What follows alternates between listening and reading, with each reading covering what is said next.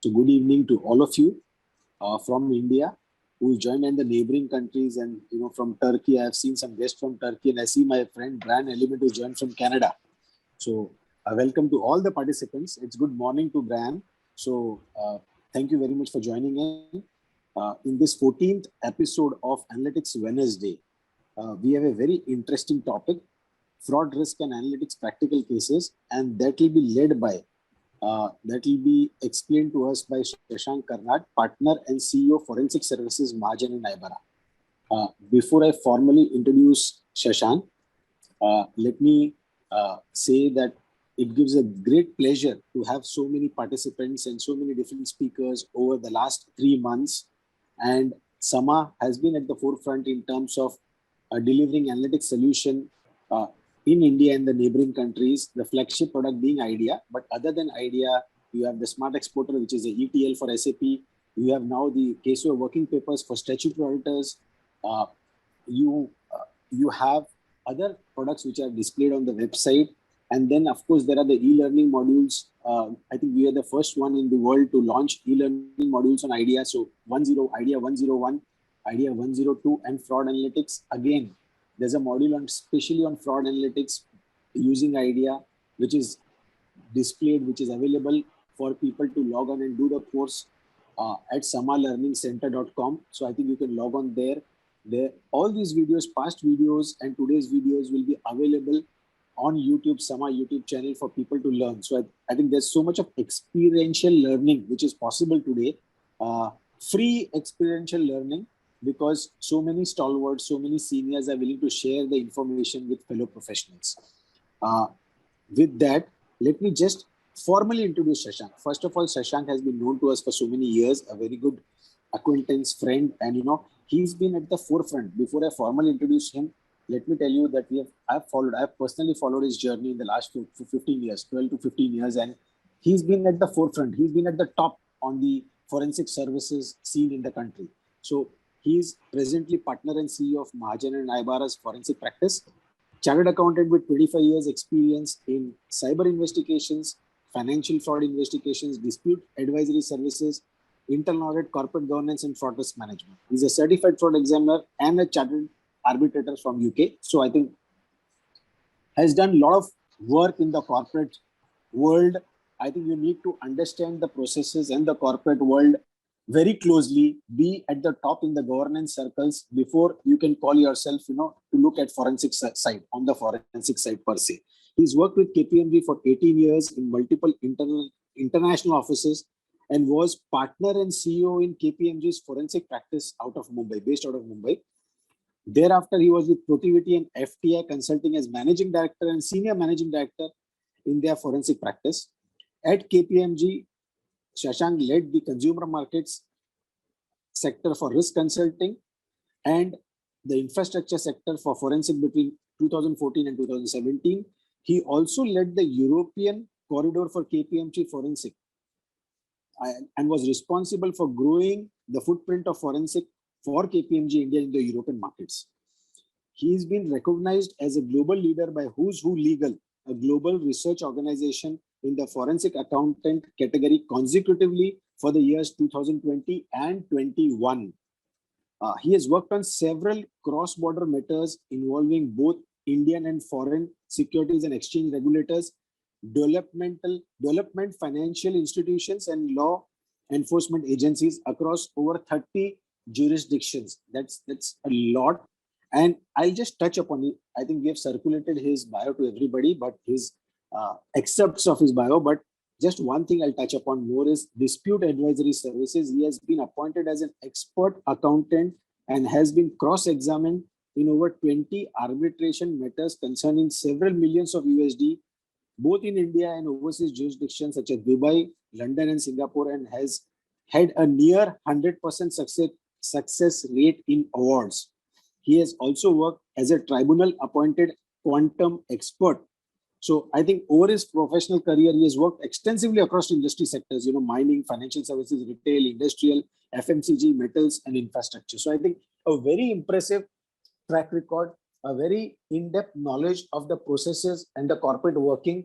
And of course, on the forensic side, at the top level. So I think with that, Shashank, over to you. Thank you, Deepji.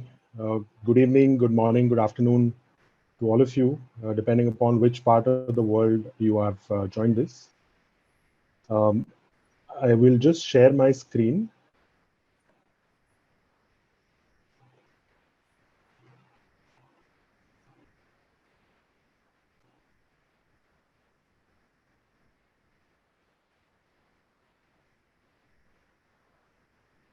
Is my screen visible?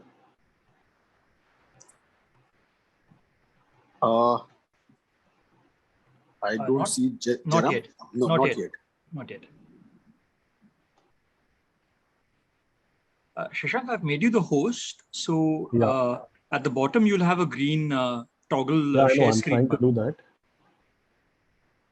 Okay.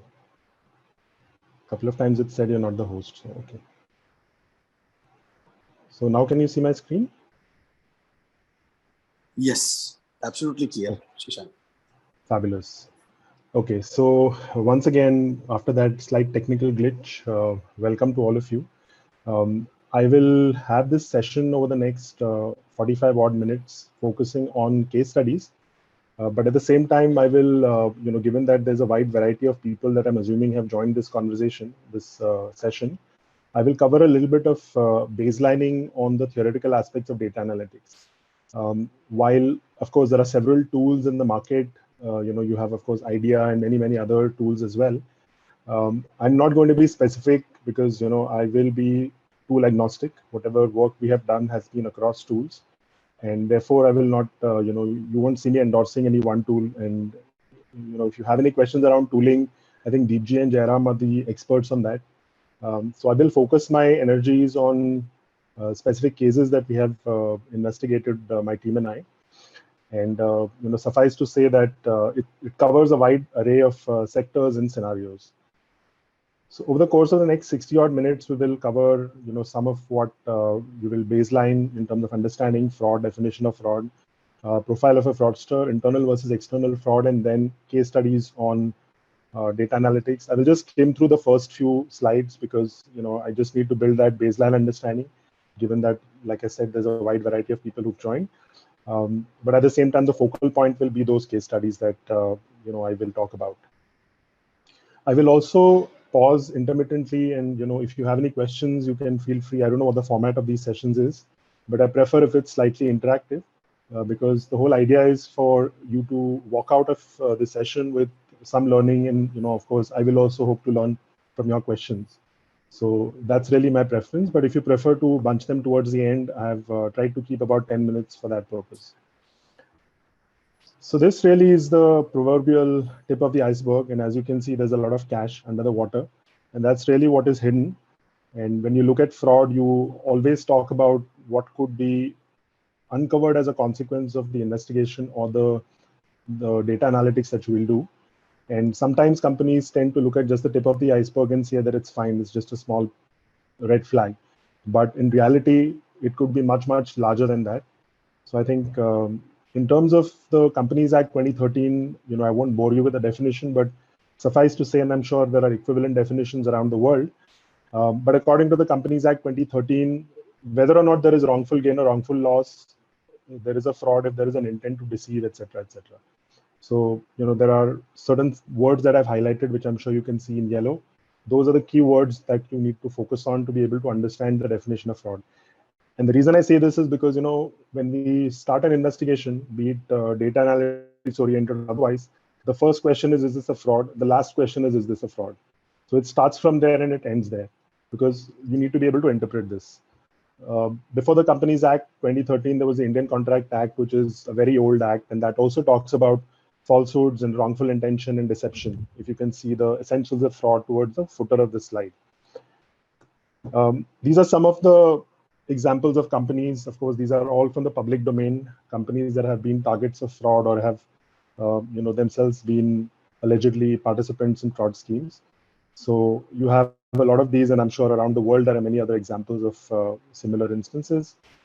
So I think what this tells us is that we are here, fraud is a reality, and given the times we live in, given the times, the post-COVID times and the pressures that everybody is going through, both global economies, country-level economies, as well as individuals working in organizations, this is only going to increase. And Deepji and I were just talking before the call started that in today's time and age, you see a humongous growth in the number of cyber-related incidents. So that is really the crux of what we're going to talk about. Donald Cressy, I'm sure some of you have heard of him. He was a criminologist. He had propounded this theory of the fraud triangle. And of course, there's one more parallel theory, which is called the fraud diamond, which has an additional element of capability. And when you introduce the element of capability, you introduce a level of sophistication in the fraud scheme. And like in a money laundering transaction, you have layering, you have routing of certain payments in certain ways. Likewise, when it comes to regular fraud investigations or regular fraud, white collar crime or internal fraud, as the ACFE refers to it, there is an element of capability which makes it that much more difficult to discover a fraud. And the reason I want to say this out is because, when you are using data analytics, you are not doing random sampling. You're not doing something which is based on, a whim or, based on not knowing what to look for. You do it with full knowledge of what the fraud scheme should be like, and you build a hypothesis. On the back of that, you run your data analytics queries. Now, it could be transaction data, it could be master data, it could be network logs, it could be printer logs, it could be IP addresses. There's a whole bunch of data out there. It could even be text words, keywords when you do email analysis, for instance. So you have a whole bunch of, so I'm not going to really focus on transaction testing per se or transaction data analytics. My case studies will cover a wider array of them.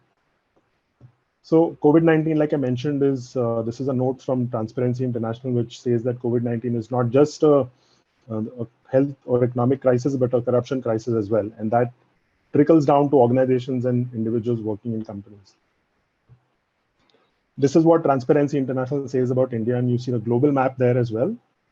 If you look at it, India's ranking has consistently gone down from 76 to 86 in the recent survey. So if you look at it, this is only going to highlight the fact that economies and countries and therefore companies and individuals are under pressure. And that's only going to increase the need to do data analytics, because that's the only intelligence you can really bring into it. Whether you're doing internal audit or statutory audit or doing a fraud risk assessment, or like I do for my bread and butter, fraud investigations.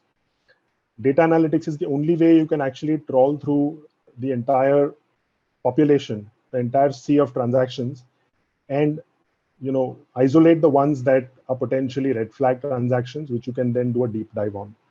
Unless you use data analytics, God help you, because the sheer nature and sophistication of some of the frauds that I've seen in the recent past do not allow us to be complacent about this, because there is that sampling risk. And to mitigate that sampling risk for anybody, be you an auditor or an internal auditor or investigator, you need to apply intelligence in what you do.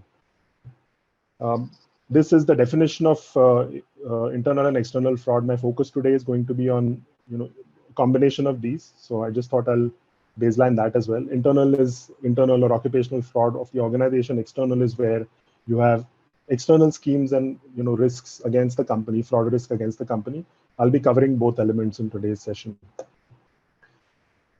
So the topic read fraud risk and analytics. Now, you have a lot of sophisticated tools, a lot of them with inbuilt fraud analytics capabilities. You have a lot of tools where you can develop bespoke or customized queries.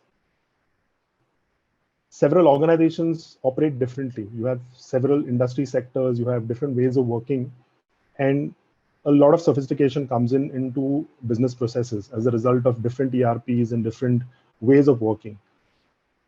But that brings the question of, what do we analyze? What do we analyze? Do we know exactly what are the top 50, 100 frauds that an organization is likely to face? And therefore, do you know what you're looking for? Like I said, it's a sea out there, it's an ocean. When you go to, when you go fishing, if it's a trawler which goes fishing, they necessarily go with a net. And that's your data analytics. You need to really go out with a net, because otherwise you're just skimming the surface. You're just seeing that there are no fish swimming around in the ocean. But you need to scratch the surface. You need to go deeper. And therefore, fraud risk assessment is the crux, so that you are able to understand what you need to analyze. Otherwise, it's a bit of a chicken and egg. So role of data analytics in terms of fraud detection and prevention. This is again to baseline. There are two broad categories. You have statistical data analysis techniques, and you have AI related techniques. Statistical data analytics techniques, there are multiple ways in which you can do it.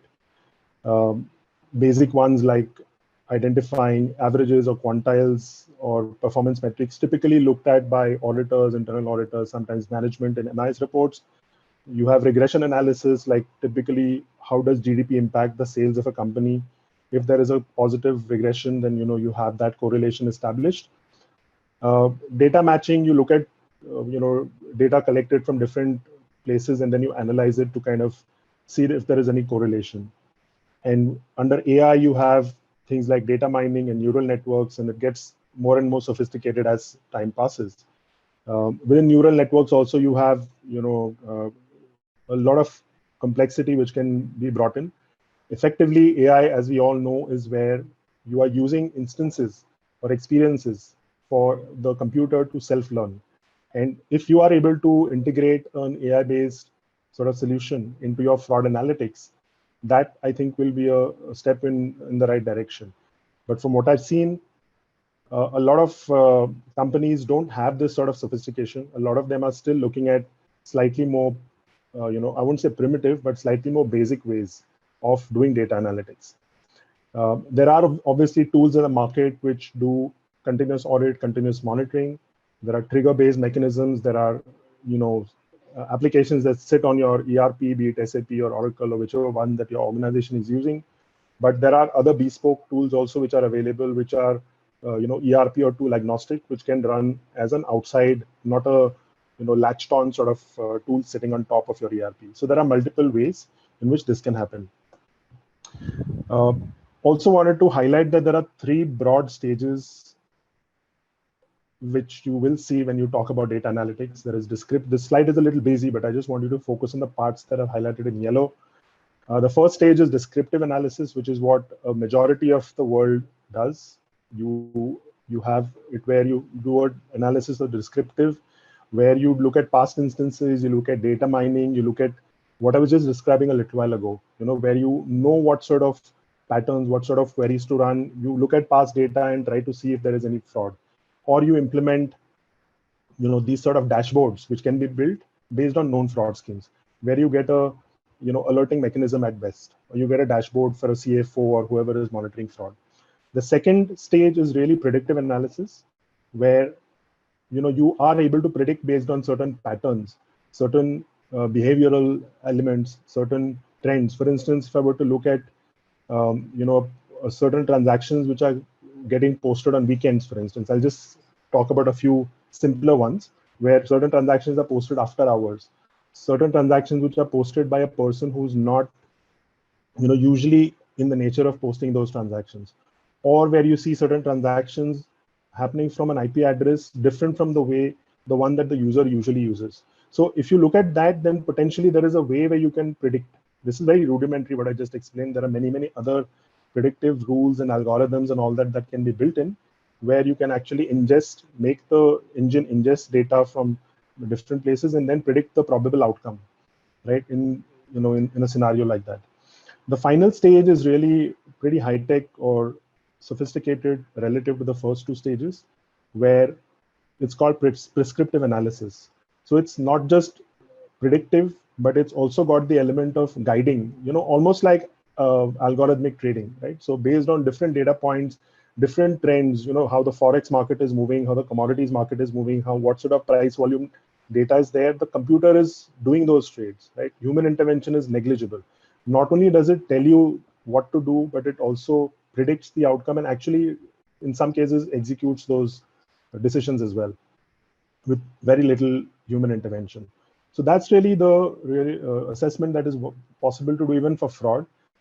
Unfortunately, for many organizations, fraud is not, it's the typical F word. Nobody wants to use it, particularly in certain conservative economies where, you believe that there is a trust culture. So organizations don't want to spend too much money on buying a data analytics tool. They would rather use things like Excel or react when a fraud hits them.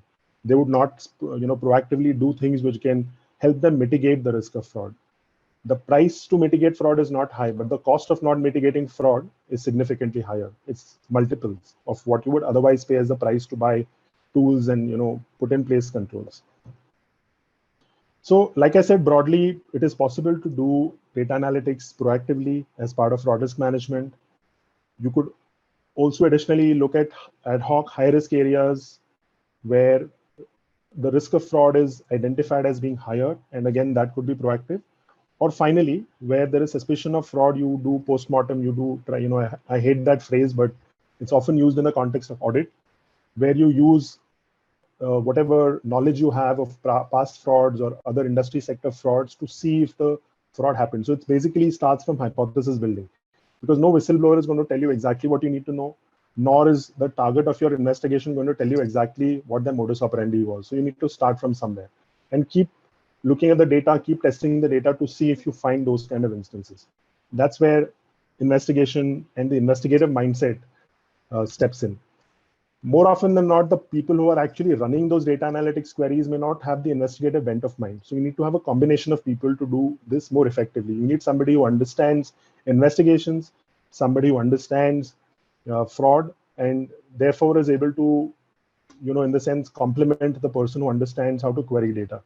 If you're using a bespoke tool, or even to write additional queries on the data on an existing tool which has analytics queries, you will need that combination. So like I said, what are the fraud risks and how does one analyze the data? These are some statistics which are researched, where you look at profiling, right? Profiling is again a form of data analytics, where you look at, and I'm sure if you've watched any of the FBI programs, on crimes or investigations, you would see that they have Quantico in the US, which does behavioral analysis, which does profiling of individuals, right, who are criminals. Luckily for us, we are not doing that sort of crime investigation. We are doing white collar crime investigation. But these are some of the important data points to realize. Predominantly male, right? So this is another data point which is very, very prominent. Now, I don't know if men are more amenable to perpetrating fraud compared to women, but here it is. It's a data point which is based on actual research. Like that, you have another data point where you find that, in spite of your best controls, particularly, you see that a lot of companies don't have adequate safety measures, safety precautions. You might spend millions of dollars on firewalls and antivirus software and IT security and all of that, but to analyze ongoing transaction data, very little is done. And to that extent, I think that is very important and an area for improvement for a lot of corporations around the world, particularly in India. So these are some cyber risks that I also wanted to highlight, where you do a lot of data analytics and you may use many, many other network analysis tools, and there are a whole bunch out there. And all of this can actually help protect your organization. And like we all know, prevention is better than cure. I just wanted to, my next slide after this will be the case studies, but before that, I just wanted to talk about the investigation lifecycle. I've highlighted data analytics as something that you definitely need to do, because you need to start sweating the data so that you are able to see patterns, see, it's like a jigsaw puzzle, right? You can't pick up a random piece from somewhere, or if you have kids who are fond of Lego, you need to have a map. You need to know what you're looking for. And then you need to look for that particular gem from all those Lego pieces on the floor or on the table where your kid must be doing it. You need to be able to identify. So data analytics is extremely, extremely important. And then the rest of them follow, right? Any questions so far before I move to the case studies? Like I said, I wanted to make this interactive. I want to spend as much time as possible on the case studies, but I do want to allow time for people to ask any questions they might have so far. Shashank, no questions so far. So I think if any of you participants have questions, you can put them in the Q&A or the chat box, and Shashank will take it up, or maybe he'll start going ahead with the case studies and you can start putting your questions and we'll take a break again. Yeah. So unfortunately, I can't see any window besides my own screen. No, there are no questions so far. Okay. All right. Okay. So as and when, I'll maybe come back towards the end, but Deepji, if you find any, you can probably prompt me and then I'll answer those questions. Absolutely. Great. So I have 11 case studies. The first is a window dressing fraud in a mergers and acquisition scenario, where as against a likely enterprise value of $750 million, the buyer was induced to pay $900 million. This was a window dressing fraud. Window dressing fraud by its very nature and definition is perpetrated by senior people in the organization. And therefore they have adequate safeguards. So it's not a low-end middle management sort of guy, worried about getting caught perpetrating a fraud like this. It is a situation where a promoter or a founder of a company inflates the value of revenue, inflates the value of assets with the sole objective of being able to realize better valuations than justified. And therefore, it's a slightly more sophisticated fraud, and it's not very easy to identify. But when we looked at this particular case, where it came to us when post the acquisition, the results tanked, and the promised revenues, the promised profitability was not achieved in later quarters. Needless to say, there were, of course, representations and warranties in the shareholders' agreement. But at the same time, to be able to prove that there was wrongdoing on the part of the management or the founders who had sold the company, there needed to have been an investigation. So we stepped in and we analyzed data from disparate sources, not just, if you look at accounting transactions, everything will be okay, right? If you look at accounting transactions, the sales accounting will be proper. You will see, the sales order there, you have, the sales have happened, you have the accounting entries are proper, documentation is proper. So if you look at it from the standpoint of and unfortunately or fortunately, in this case, they had done a due diligence, but it was a quick and dirty due diligence. So they had created a data room, they had done a due diligence. When we did data analytics, we compared transactions across production, sales. We actually physically went to the factory, where one of the largest factories, and we looked at the security register, because if they've shipped goods, automatically there has to be a security register, right? There has to be an entry in the security register. There has to be a lorry receipt. We looked at that. We looked at inventory. We looked at inventory movement. We didn't see, suddenly there was before this stake sale, 3 months before that, they had apparently spiked production. They had, ramped up production. Inventories had been purchased and sales had been shown. When we actually went down to the last mile, we found that for whatever they had claimed they had sold, they had not even purchased the inventory. Appropriate labor costs had not been incurred. Machine process control data showed that the production was not as high as was reported, right? So we needed to look at data residing in different places, because if you're saying you've sold, then automatically you have produced it. If you have produced it, there has to be labor cost incurred. There has to be a shop floor log for that. There has to be inventory that you ought to have bought, and other consumptions of consumables, etc., have to demonstrate that you did buy and produce and sell that much. And lastly, like I said, the security register. So we went through the entire cycle, compared all these data points, and we proved that there was significant window dressing, which led to the dismissal of the management that was supposed to stay out, and they had some earnouts, etc., which they lost out. And the client saved about $150 million because they were able to save that much in purchase consideration. So this is one example in a very unique and slightly sensitive scenario of M&A, which is what I thought I'll focus on. The second one is where we were doing journal voucher transaction analysis in a client during an investigation, where we discovered that a large number of the journal vouchers, which is effectively, it's not a transaction, it's just an accounting entry which is posted. For those of you who may not know what a JV is, where you do debit one account and credit one account without there being an underlying transaction. It's just a transfer of balance, transfer of values from one to another, where these debtor balances were transferred to another account. And it was a cluster of accounts, not just one account. It was a cluster of accounts which were tagged as loans and advances. Why would typically one transfer debtor balances to loans and advances?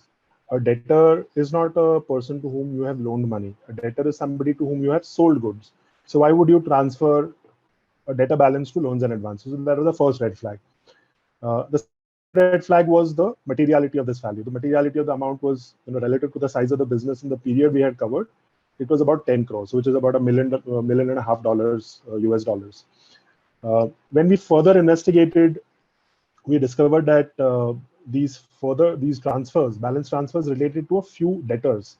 Now, these debtors were new to the organization, and they had done business. They had done 1 or 2 transactions in the last 12 months, and like I said, they were new. to the business. When we did the ledger scrutiny, we discovered that. When we sought the KYC documents, we found that the KYC documents were not updated.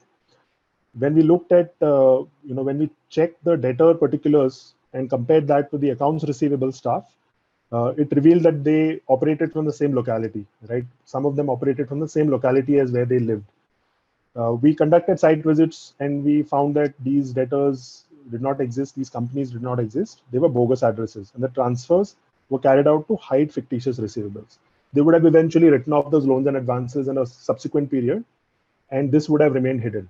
The fact that they had made bogus sales, right? So the goods were probably stolen. They were siphoned out in the market.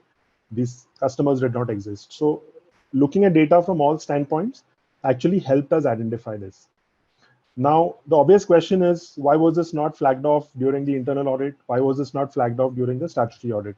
Because JV analysis is not rocket science, right? Ordinarily, internal auditors ought to do it. Statutory auditors ought to do it. But when you don't think about it from a forensic mindset, you sometimes may tend to miss these red flags, which is why whatever the nature of work you do, it's important that you have that mindset. That bent of mind is very important. I'll now move on to my third case study. This is where we did an IP address check related to transactions posted. Now we looked at purchases of inventory for a company which was in the infrastructure business, because when surprise stock count was done, it revealed significant shortages. Logically, it should not happen unless there are very weak on-site controls, where large-scale inventory is purchased and then you find that inventory is not there on site, which is a slightly unusual set of circumstances. So then we went into the GRNs. We went and looked at who had posted those GRNs, and then from the ERP system, we determined that the person who usually does it had posted it using his regular username and password. So there was no new username, password, or nothing of that sort.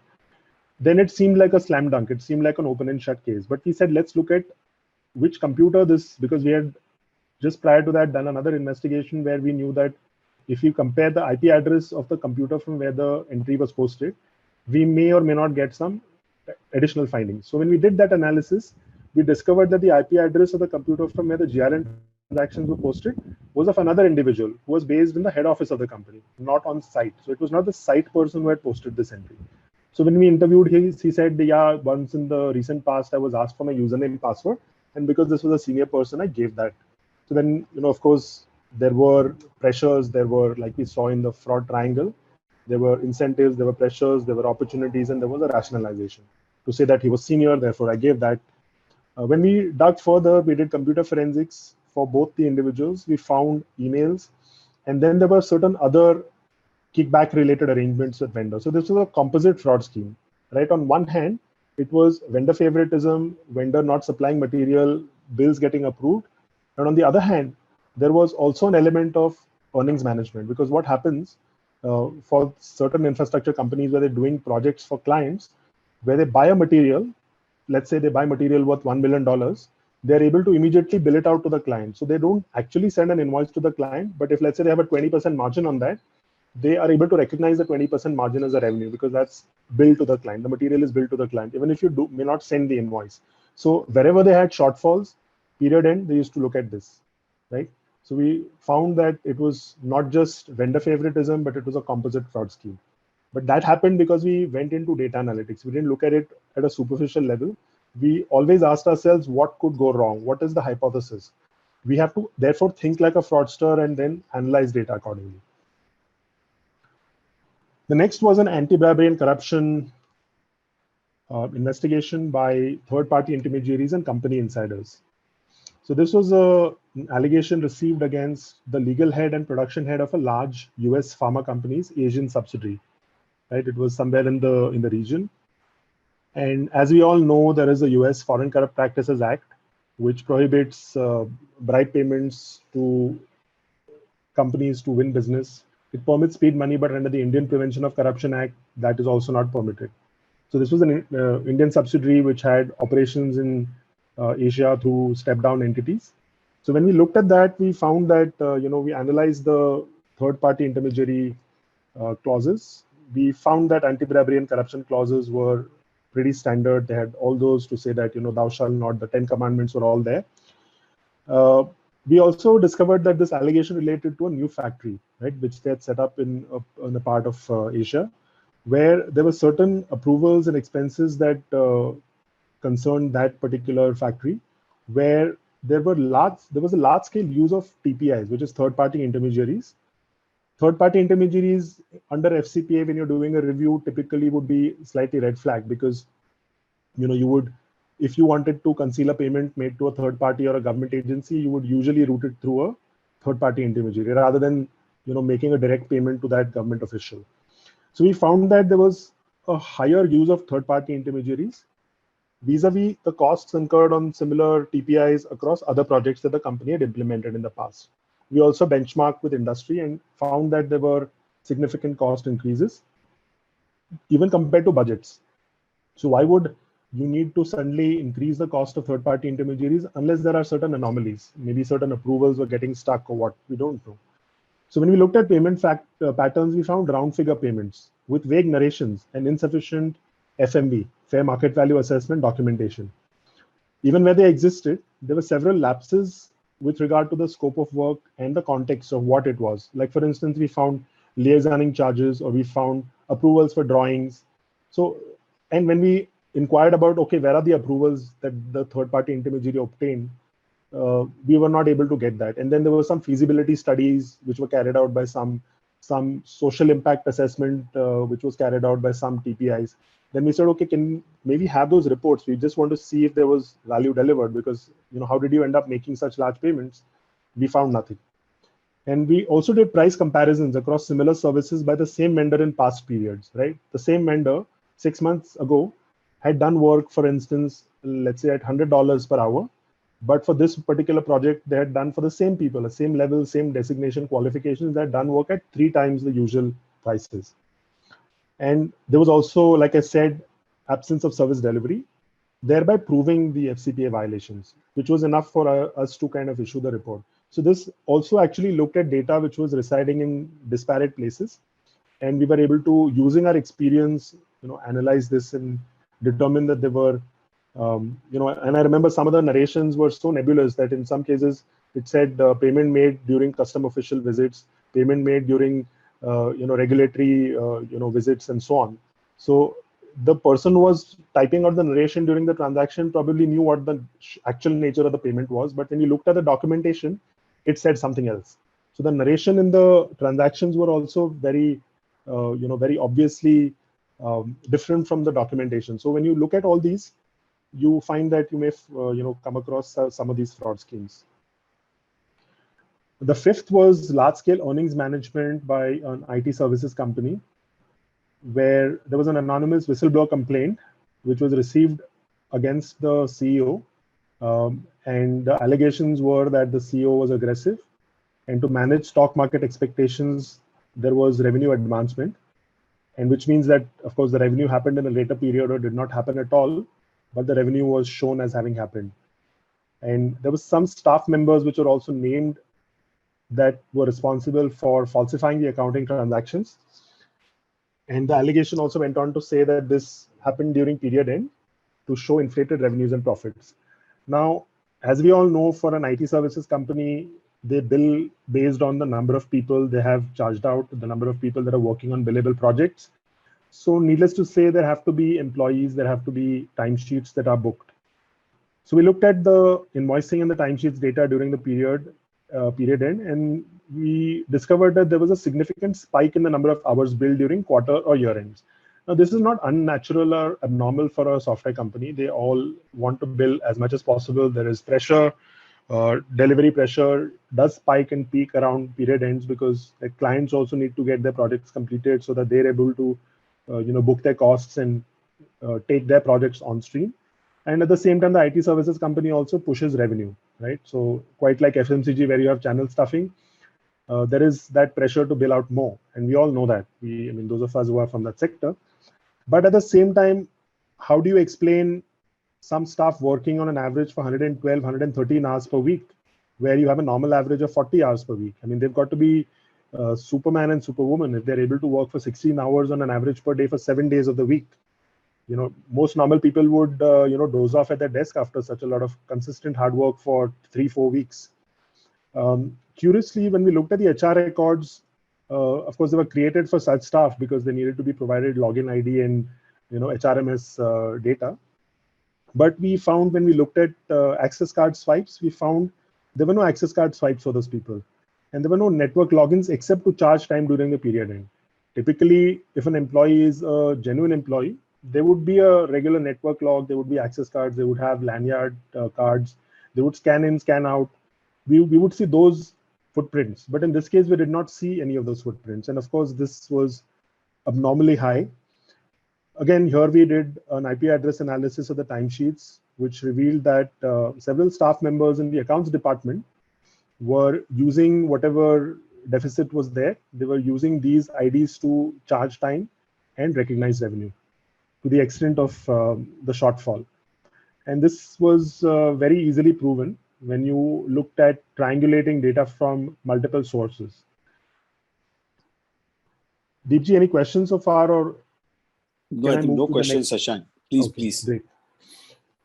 This was another case study which I think we've seen probably enough number of times, particularly in the Indian context, where you have a large borrower and you have a sanction of a large loan from a consortium of banks. And then, of course, you have a fancy, nicely prepared project plan before the loan is sanctioned with a set of stated purposes, mission statements, projections, etc., to finance asset purchases and build manufacturing facilities. You have feasibility reports and technical reports and all the fancy good stuff attached with it. When we analyze the bidding process followed and costs that were incurred for capital expenditure, it revealed bid rigging, right? So there were obvious fingerprints in terms of similarities in the quotations, similarities in the way those quotations were worded, similar typographical errors. We were, of course, curious to know what the genesis of this was and why was it like this. So when we made inquiries, we were informed by the company that, oh, you know what, this is what our company promoter knows, and the bank also knows this because that's the way this business happens. And they probably just want a review like this done because they want to please their management, the bank. They also need to do this as part of whatever regulatory requirement. This is what we were informed. So then we said, okay, what were these monies generated for? So we were informed that these are generated because, usually when you have large infrastructure projects, you need somebody as a technical partner, right, to show that you have the technical capability. This company said that on our own, we were not able to bid for very large projects. So sometimes we needed to induce some of our, overseas partners to join us in the bidding process. So, sometimes you need to pay them inducement. Sometimes you need to pay their Indian employees some money. So which is why we created this. And then sometimes, so then we said, okay, what about these other payments? So they said, for some of these cases, we also need to look at getting our competitors to submit shoddy quotations so that they get disqualified or bid higher. So we sometimes also need to pay the owners of or staff members, senior staff members of our competitors, so that they disqualify themselves from the bidding process. So we stand a good chance to win, both because we are partnering with a technically sound partner, and our competitors are slow because of the fact that we've paid them off. So it improves our chances. So we said, okay, this obviously sounds problematic, but this seems like a business model. So, but when we looked at some of the POs, we analyzed the purchase orders, and we found that there were several smaller value POs which were used to skip the schedule of authority. So in that organization, of course, they had an SOA in which they had very clearly articulated what the levels by, each levels would be allowed and authorized to approve. But to circumvent those, we found identical, vendors with similar addresses, email addresses, and mobile numbers as staff. So what was happening in this case was that while the tone at the top, like we all know, tone at the top and music at the bottom, the company's founders were very clear about their business model and the business practices. But what employees were doing in turn was that they had also their own fraud scheme, whereby they would siphon some money out for their own use. And the CEO of one of the divisions of that business, we discovered that when we did again computer forensics, we found that He had a media company which he had set up in the name of his wife, and a lot of money from vendors, and there were proper communications, aligned with the period when these purchase orders were placed or the payments for those services were made, where there was a reference to the fact that the payment has been made, transfer money to this account. So we found all that information, and we were able to prove that alongside being a management-driven fraud, where they were doing this to win business, they were also they also had a lot of employees who were participating in similar fraud schemes. The next is a siphoning off scheme by the CFO of a large Indian business entity of almost $125 million.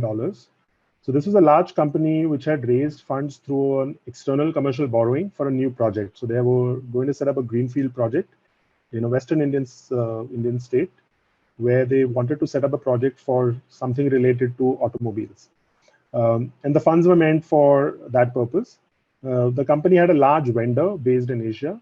I can't name the country, but the name of the company was ABCD Machinery Limited, to whom they were paying regular advances, which was in line with their contractual terms, where the company used to get an advance payment and they used to then eventually supply machinery as and when it was due to be supplied. And of course, there were delays now and then, but they were generally and largely getting delivery of machinery from time to time. We did data analysis of values, which showed a break in pattern in the case of certain payments, right? So the analysis showed that some of these payments were initiated by the CFO, though he had got a junior staff to post them. So when we did some digging, we found that this junior staff was his driver's son. So he had a driver, and that kid had graduated, in commerce just 2-3 years ago. So he had hired him because, of course, his driver would have requested him to give his son employment. So, of course, he was obligated, and he used his position and seniority in the organization to get him to get those approvals going. The values are also larger in terms of comparison with the actual ABCD Machinery Limited. But in addition to being larger, the advances are also to the extent of 100%, as against the normal 50% norm that the ABCD Machinery Limited was getting paid. So then obviously we were intrigued. We said, okay, what is the reason for this?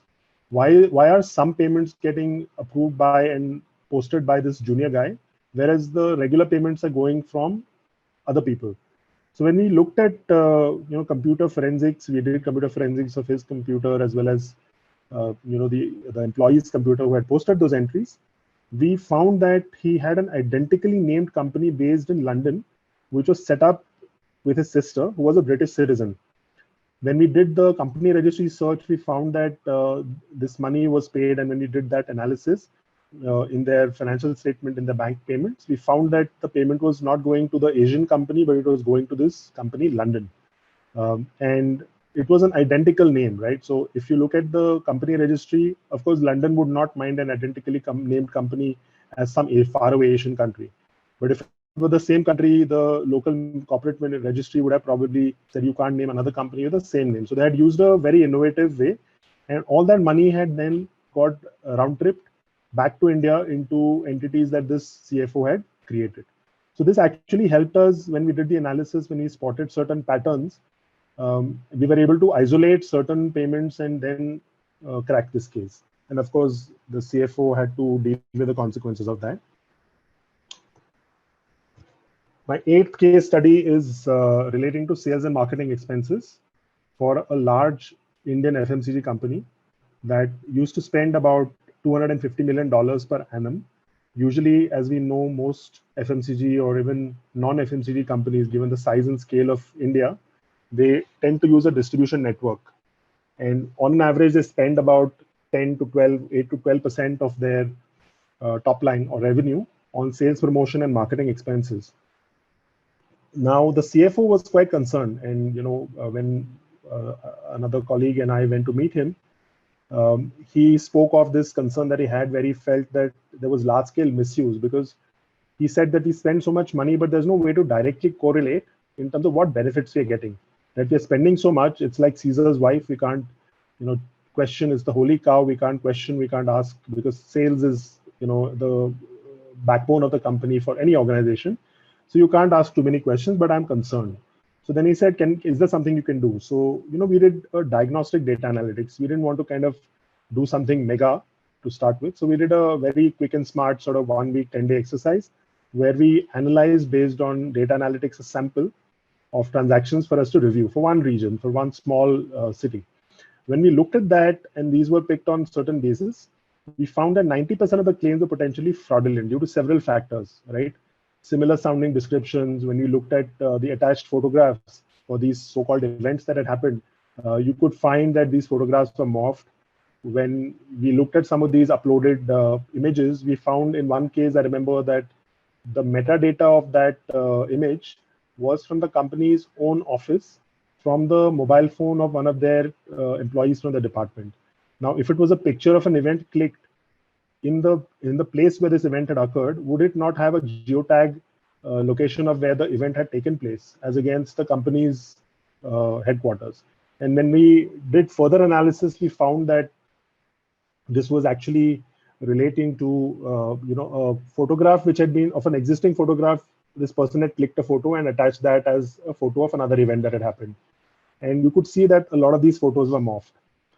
We also then found that on a pan-India basis, when we did this review, we found a significant amount of money, almost $206 million per annum over the last several years, was potentially getting siphoned out.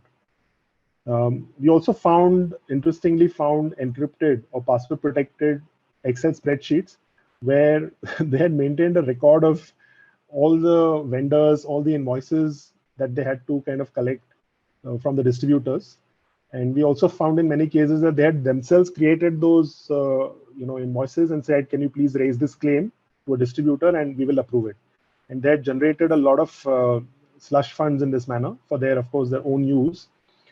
We also then further found some voice clips of conversations, some video of certain, I'd rather not talk about it, but certain events that they had done with this money. When we did voice computer forensic analysis on those voice samples, after obtaining control samples of these employees during a discussion, we were able to establish that those discussions were by those employees themselves. So we were able to prove the people who were involved in this because of triangulation of data from disparate sources. Shashank, there are two questions if you want to take it now. Sure. I can. The first question is from Sachin Mohe. A forensic auditor has access to sophisticated tools and a defined scope. As against that, the statutory auditor and the internal auditor, have limitations, a wider scope, do not have access to sophisticated tools. As you mentioned in your debtors to loan, JV was missed out by the statutory auditor and the internal auditor. So do you think that periodic forensic audits, say once in 3 years, will help plug in this gap? Or do you believe that statutory internal auditors are not doing enough? I think that's a very good question. It sounds partly rhetorical to me. So I will ignore the rhetorical angle of it and I'll answer it as objectively as I can. I think more can be done. More can be done when you look at stat auditors or internal auditors. It's easy to say my scope of work is true and fair, my scope of work is Caro, or my scope of work does not involve fraud detection from an internal auditor standpoint. But I think then the question that I have is whose reputation is at stake if things go bad? I have sat across several board meetings and audit committee meetings where the statutory auditor partner, the audit firm partner, or the internal audit firm partner, or the internal auditor, including the CFO and a lot of senior people, get asked this question to say, how did this happen on your watch? You probably feel quite stupid. I've actually sat through a meeting where the audit committee chairman said this to the statutory auditor partner. He said, you probably feel very stupid. And that partner did not have, his face was, something that I wouldn't want to experience again. So it's very embarrassing, but at the same time, is enough being done? Everybody's trying to do, single transaction walkthroughs. Everybody's trying to do things quickly. Clients are, of course, putting pressure on the cost. They're saying year after year, reduce the audit fees. So where do you get the budget to do this? I think the answer to that is data analytics. The only answer to that is you cover a larger sample, you apply intelligence, you apply forensic mindset. It doesn't cost too much money. So you could use whatever tool, right? You could use maybe even Microsoft Excel or any tool that may not cost that much, but you need the right skills. How many statutory audit teams and how many internal audit teams have data scientists in them? I don't think too many. I have not come across a data scientist being part of an audit team. Maybe rudimentary data analytics, maybe internal auditors may do a little bit here and there, but nothing with a forensic standpoint, nothing with a forensic mindset. So I think that's really the missing link as far as my experience goes. I'm sure there are many experienced people on this call and they may have a different perspective, but this is my perspective. Right. The second question, I think I have not understood it properly, but it says where every transaction is done on cash basis, how to track it? What are other indirect methods to track such transactions? Okay, so when you're saying cash basis, if you're saying gratifications are paid in cash, if that is your question, if vendor kickbacks or other gratifications are paid in cash, you may not find a direct correlation because, a lot of that would happen, like we say, under the table. And, those sort of cash kickback fraud schemes do exist. But luckily for us in the last 1.5 years, I shouldn't say that, but thanks to COVID, we have seen a lot of these credits coming through to people's bank accounts.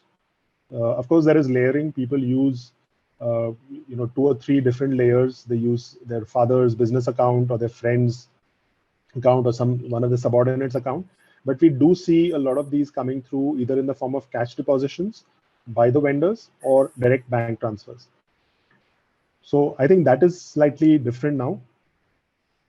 But you may have in the future, you never know, you might have Bitcoins and Dogecoins and God knows what else that may get transferred into some digital wallet somewhere, and it may be that much difficult to detect. So if you think cash is a problem, wait till we start getting bribes paid out in Bitcoins and Dogecoins.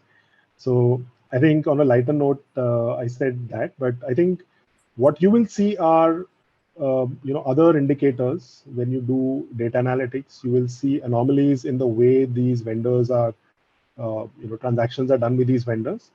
And so to that extent, you may not find a direct correlation, but you will find, issues like lifestyle, change in the lifestyle of the individual. If you do computer forensics, you might find that there are, or even if you do transaction testing, you might find anomalies, either in the form of price discovery issues, bid rigging, or even the difference in the prices that have been paid to other vendors for similar products or services. So it's, like I said, a jigsaw puzzle. You won't get your answers in only one place. So you need to think slightly more non-linear in that sense. I think the same person is asking, is given a scenario, there is one hall which is given to an organizer for organizing event.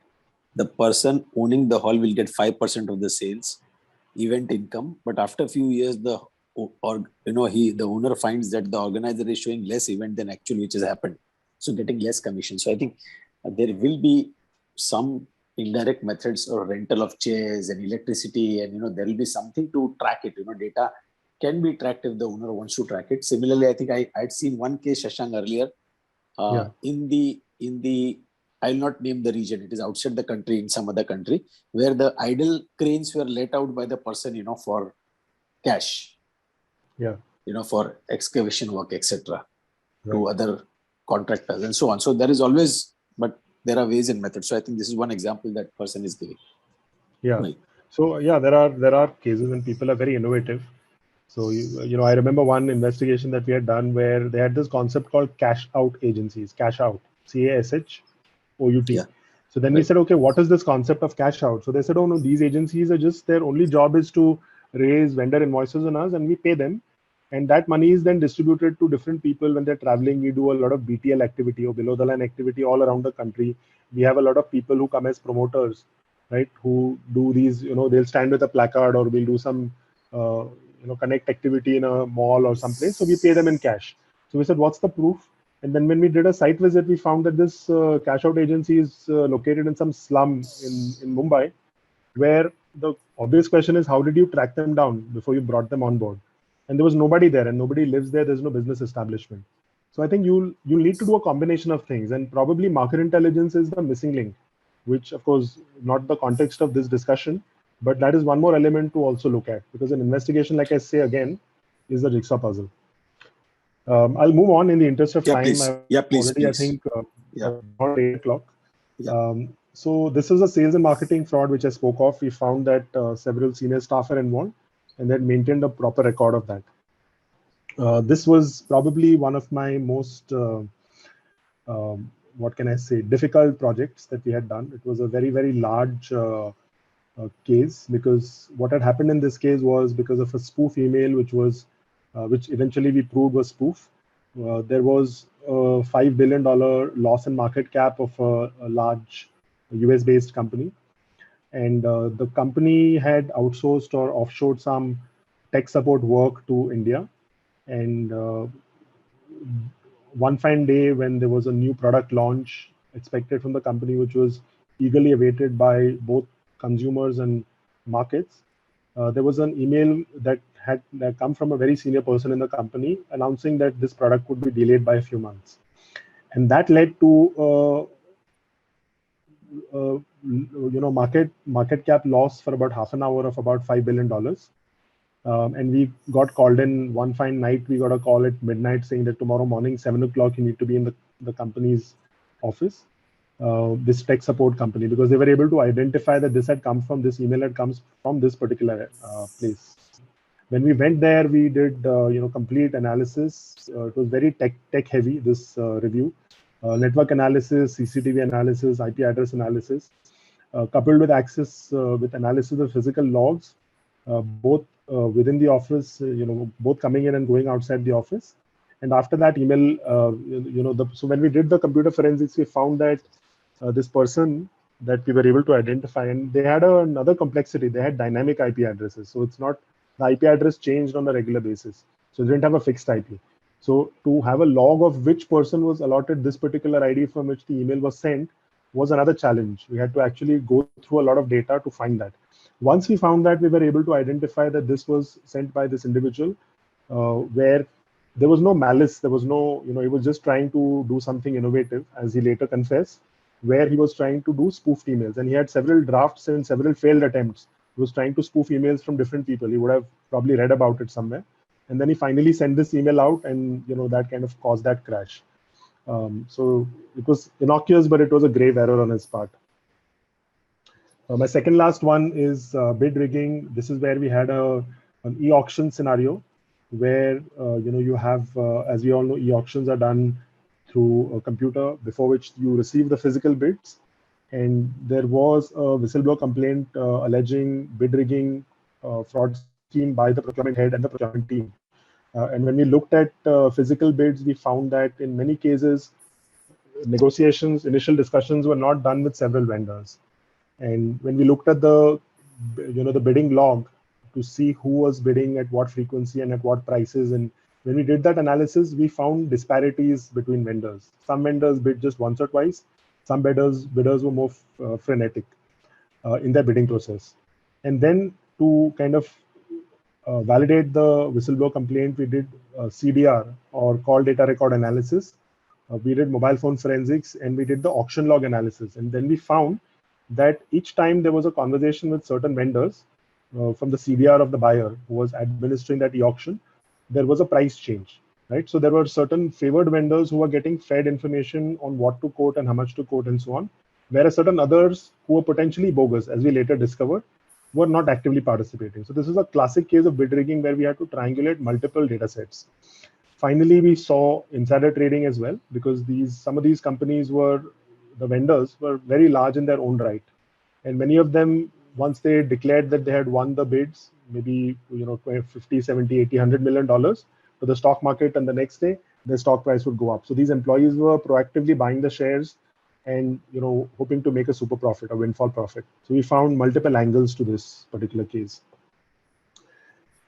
My last case is theft of intellectual property and customer data by senior management of a company, of an Indian subsidiary of a European company, where almost 24 senior staff, and this is very common in India. You have Indian subsidiaries, the entire senior management team leaves, taking with them business, customers, employees, everything.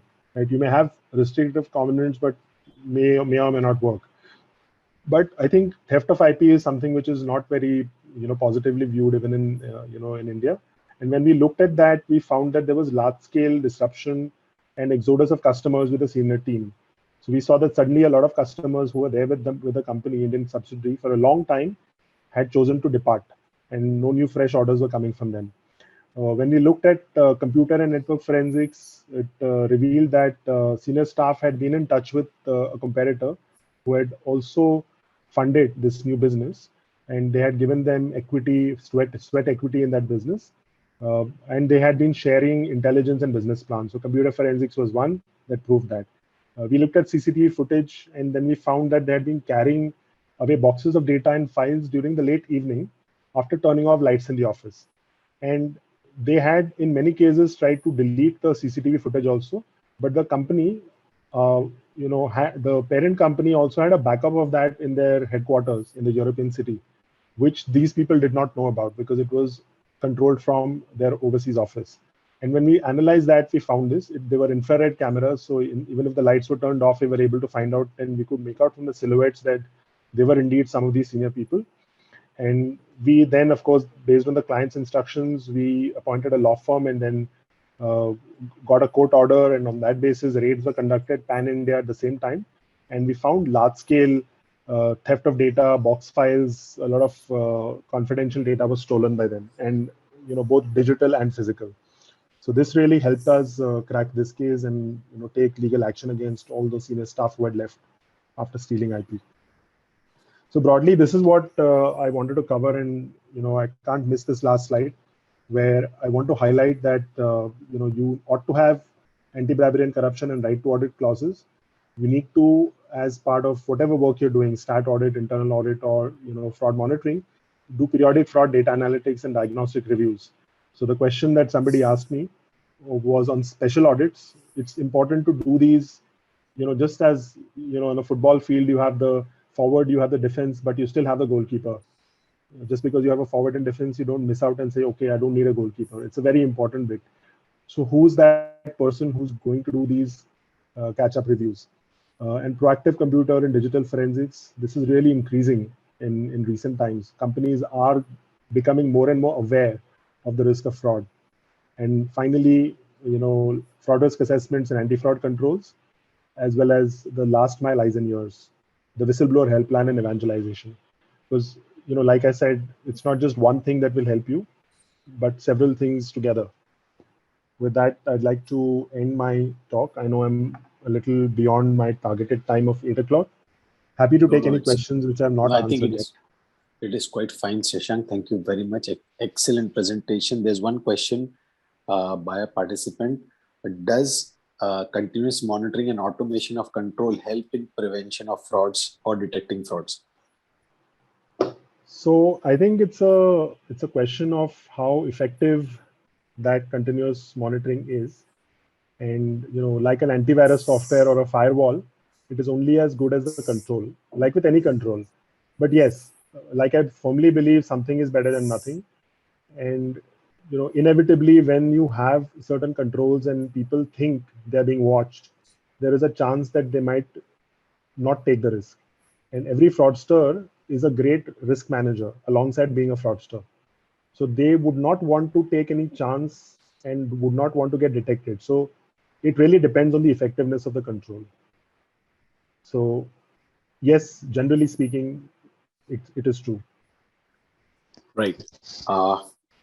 Any other questions, please? I don't see any other questions, Shashank. But sure, I think it was an excellent presentation, especially the case studies, because,